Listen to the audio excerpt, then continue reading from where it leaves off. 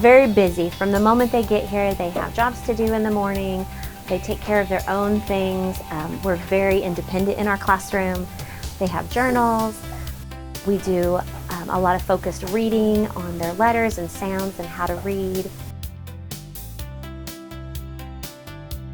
We take an individualized approach to working with our kids. We meet them where they are to help them get to where they need to be.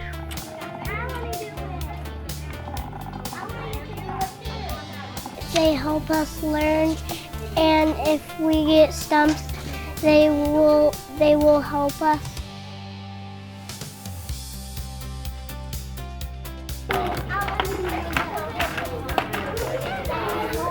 Do you like it, Kate? Greeting them every day with a happy smile and showing them that learning can be fun, and just making sure that they're safe and having fun at school. A lot of businesses and places of employment around town really like for their prospective employees to be able to work together and communicate their ideas. And those are all things that we work on in the STEM lab. How to work together and how to collaborate to achieve a common goal.